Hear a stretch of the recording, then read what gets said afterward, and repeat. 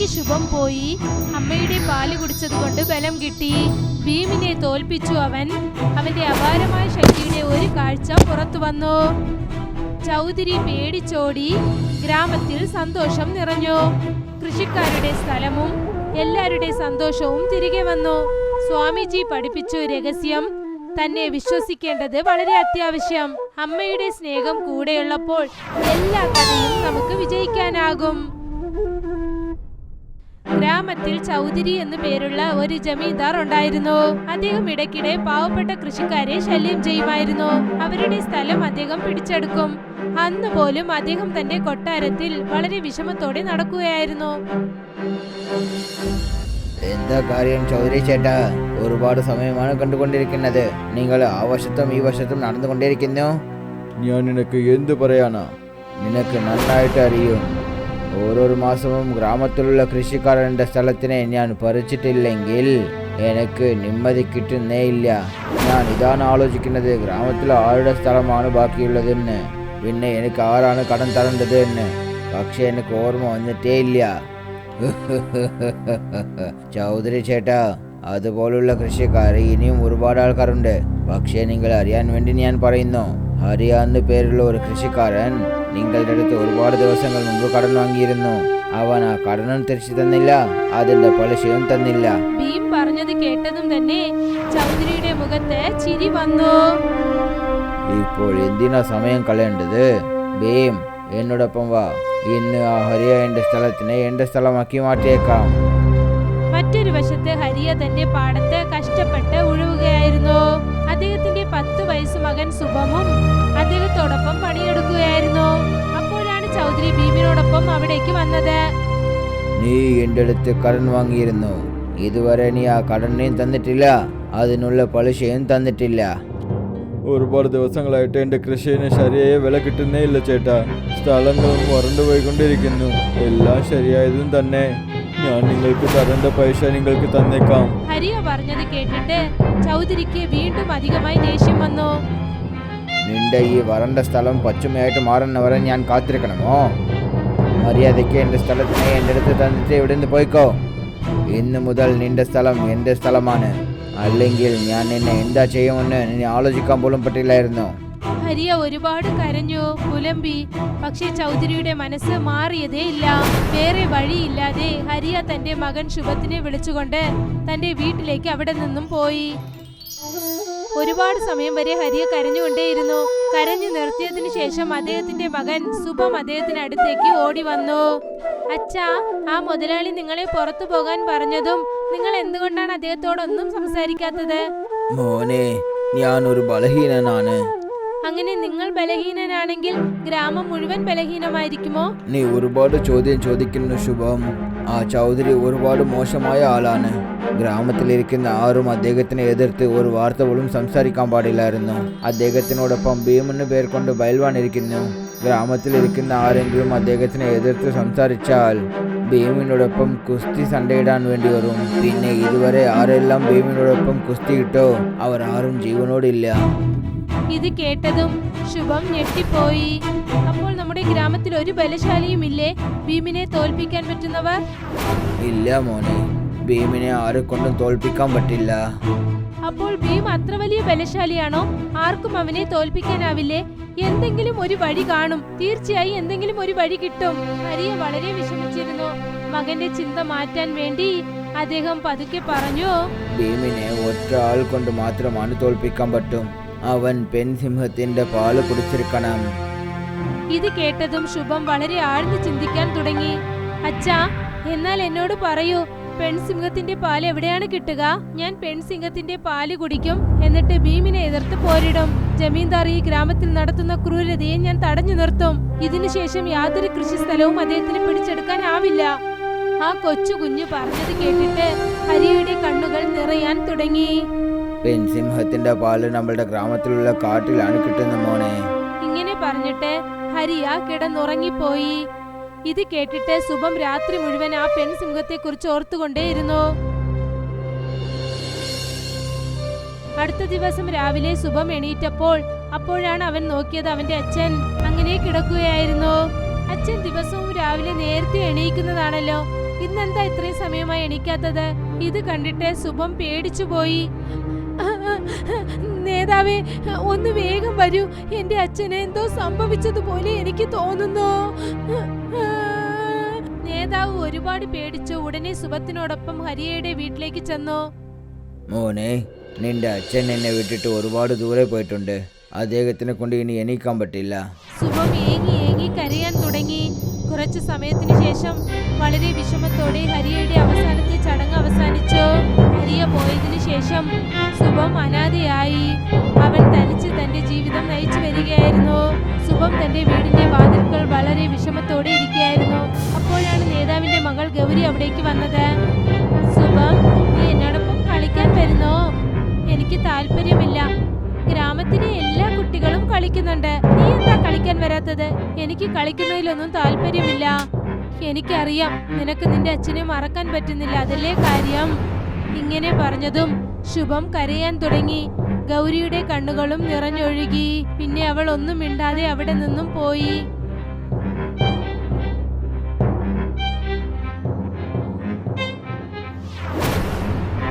അന്നു മുതൽ ശുഭം എപ്പോഴൊക്കെ വിഷമിച്ചിരിക്കുന്നോ അപ്പോഴൊക്കെ ഗൗരി എന്തെങ്കിലും ഒരു കാര്യം പറഞ്ഞ് അവന്റെ വിഷമം പോക്കാനായി അവൾ ശ്രമിക്കും. വർഷങ്ങൾ അങ്ങനെ കടന്നുപോയി. അങ്ങനെ 10 വർഷങ്ങളായി. ശുഭം വളർന്നിപ്പോൾ വലിയവനായി. ഒരു ദിവസം ശുഭം നന്നായി ആഴ്ന്നു ചിന്തിക്കുകയായിരുന്നു.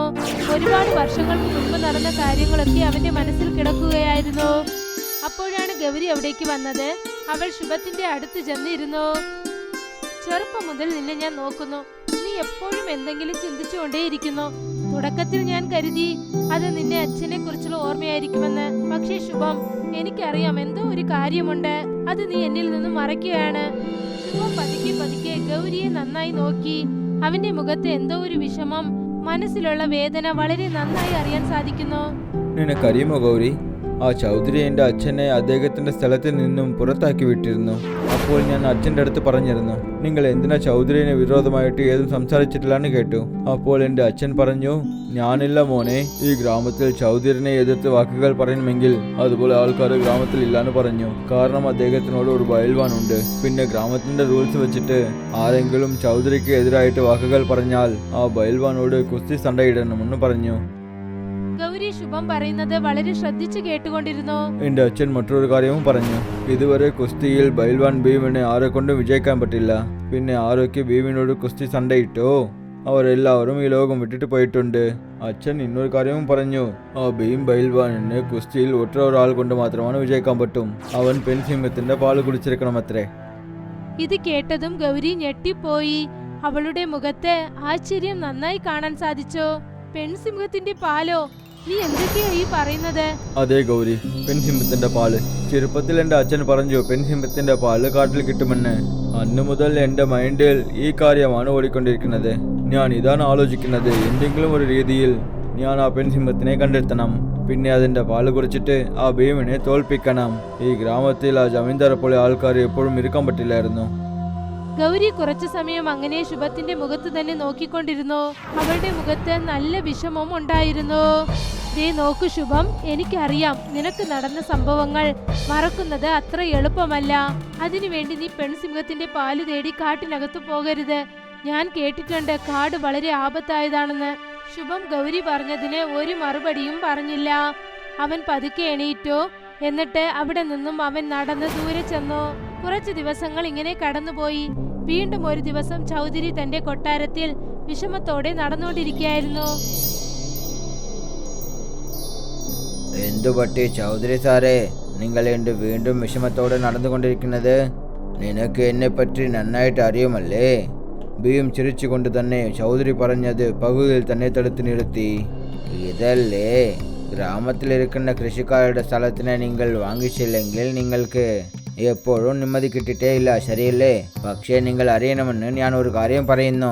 ഗ്രാമത്തിലിരിക്കുന്ന എല്ലാ സ്ഥലങ്ങളും ഏകദേശം നിങ്ങളുടെ പേരിലേക്ക് മാറിപ്പോയിട്ടുണ്ട്. ഇത് കേട്ടതും ചൗധരി വളരെ ആഴ്ന്ന് ചിന്തിക്കാൻ തുടങ്ങി. പെട്ടെന്ന് അദ്ദേഹത്തിന്റെ മനസ്സിൽ നല്ലൊരു ആലോചന വന്നു. 10 കൊല്ലങ്ങൾ മുൻപ് ഞാൻ ആ ഹരിയ എന്റെ സ്ഥലത്തിനെ എൻ്റെ പേരിലേക്ക് മാറ്റി. പിന്നെ അതിൻ്റെ അടുത്ത ദിവസം തന്നെ ഹരിയ ഈ ലോകത്തിൽ നിന്നും പോയിട്ടുണ്ട്. ഞാൻ കേട്ടു അവൻ്റെ മകൻ ഇപ്പോൾ വളർന്നുവെന്ന്. വരൂ, ഇപ്പോൾ അവൻ്റെ വീടിനെ എൻ്റെ പേരിലേക്ക് മാറ്റിയേക്കാം. ഗ്രാമത്തിലിരിക്കുന്ന എല്ലാവരുടെ സ്ഥലത്തിനെയും എൻ്റെ പേരിലേക്ക് മാറ്റി കഴിഞ്ഞിട്ടുണ്ട്. ഇപ്പോൾ എൻ്റെ ഇഷ്ടം എന്താണെന്ന് വെച്ചാൽ അവരുടെ വീടുകളും എനിക്ക് സ്വന്തമാവണം. അതിനെ ആ അനാഥ ശുഭത്തിൻ്റെ അടുത്ത് തന്നെ തുടങ്ങിയേക്കാം. എന്ന് വെച്ചാൽ നല്ല കാര്യത്തിന് സമയം കളയല്ലേ ചൗധരി സാറേ. കുറച്ചു സമയത്തിനകം ചൗധരി ഭീമിനെ വിളിച്ചുകൊണ്ട് ശുഭത്തിന്റെ വീട്ടിലേക്ക് വന്നു. ശുഭം അവരെ കണ്ടതും തന്നെ ഒരുപാട് ദേഷ്യപ്പെട്ടു. നിങ്ങൾ എന്തിനാ ഇവിടെ വന്നത്? ഇവിടെ നോക്കൂ ശുഭം, നിന്റെ അച്ഛൻ ഒരുപാട് വർഷങ്ങൾ മുൻപ് എൻ്റെ അടുത്ത് കടൻ വാങ്ങിച്ചിട്ടുണ്ട്. അദ്ദേഹം കടനും തന്നിട്ടില്ല, പലിശയും തന്നിട്ടില്ല. പക്ഷെ അതിന് പകരം എൻ്റെ കൺമുൻപിൽ തന്നെ അദ്ദേഹത്തിൻ്റെ സ്ഥലത്തിനെ നീ വാങ്ങിച്ചല്ലേ? പക്ഷേ അതിൻ്റെ സമമായിട്ട് പലിശ ഏറിക്കൊണ്ടിരിക്കുന്നല്ലേ. ഇവിടെ നോക്കൂ ശുഭം, ഞാൻ നിന്നോട് കുഴപ്പമായിട്ട് സംസാരിക്കാൻ ഇഷ്ടപ്പെടുന്നില്ല. ഏകദേശം ഇപ്പോൾ പലിശ എത്ര ആയെന്ന് വെച്ചാൽ നീ നിന്റെ വീടിനെയും എനിക്ക് തന്നേക്കണം. ഞാൻ നിനക്ക് 1 മാസം സമയം തന്നേക്കുന്നു. ശുഭം വളരെ ദേഷ്യത്തോടെ ചൗധരിയെ നോക്കി.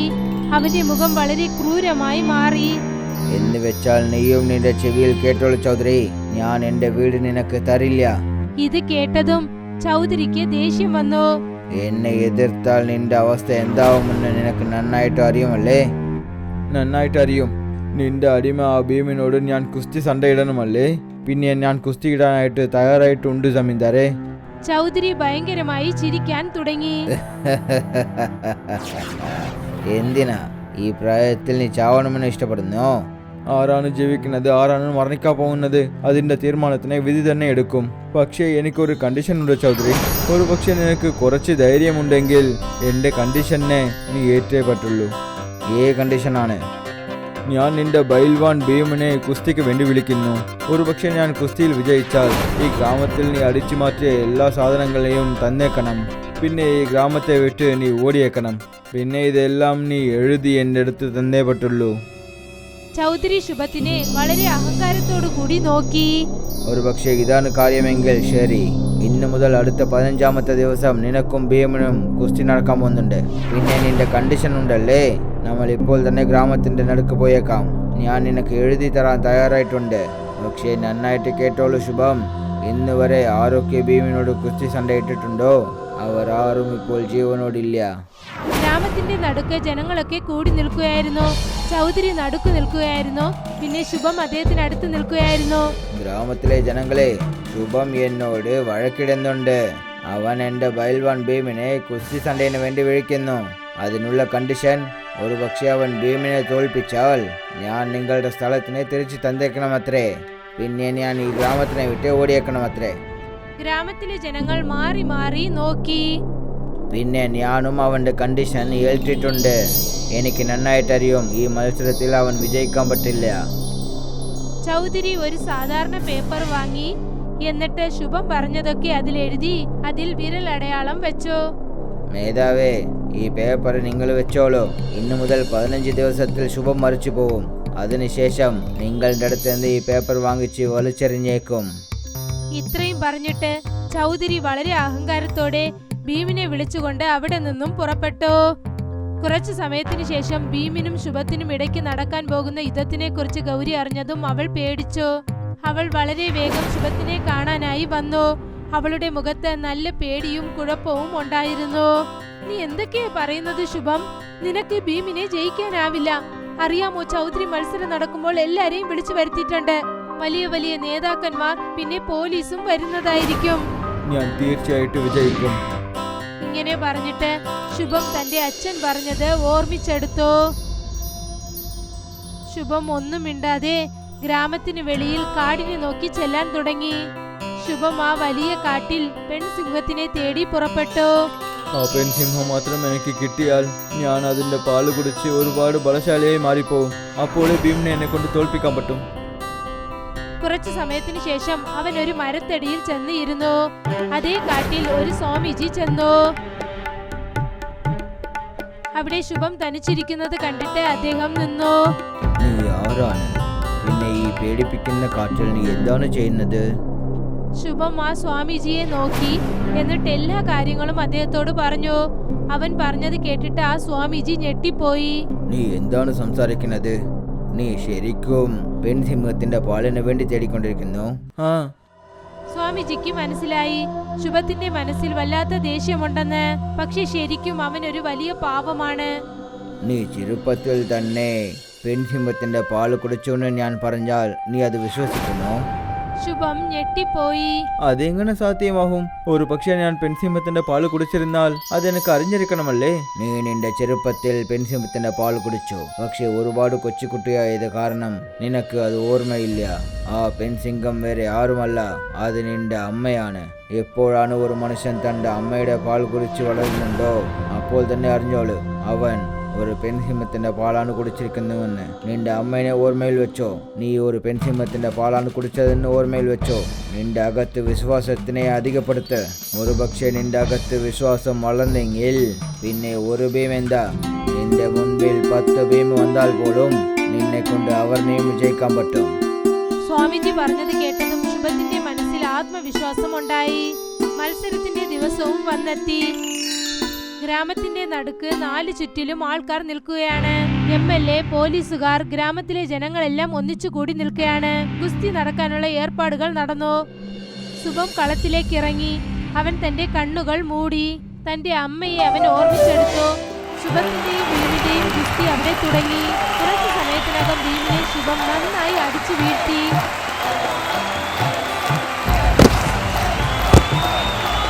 ഇത് കണ്ടിട്ട് ജമീന്ദാറിനെ വിശ്വസിക്കാനായില്ല. ഇത് എങ്ങനെയാണോ സാധ്യമായത്? ഭീമിനെ ഇതുവരെ ആരും തോൽപ്പിച്ചിട്ടേ ഇല്ല.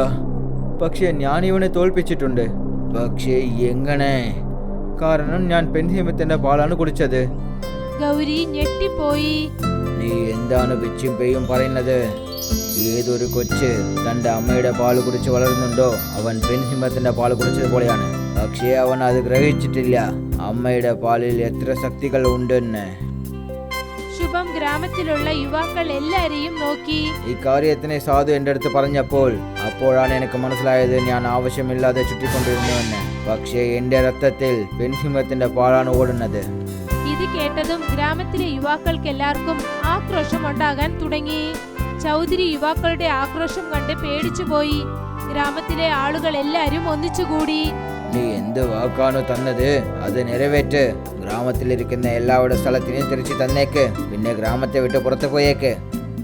നാണം കെട്ട് ചൗധരി എല്ലാ സ്ഥലവും ഗ്രാമത്തിലെ ആളുകൾക്ക് തിരികെ നൽകി. എന്നിട്ട് ആ ഗ്രാമം ഞെട്ടിപ്പോയി.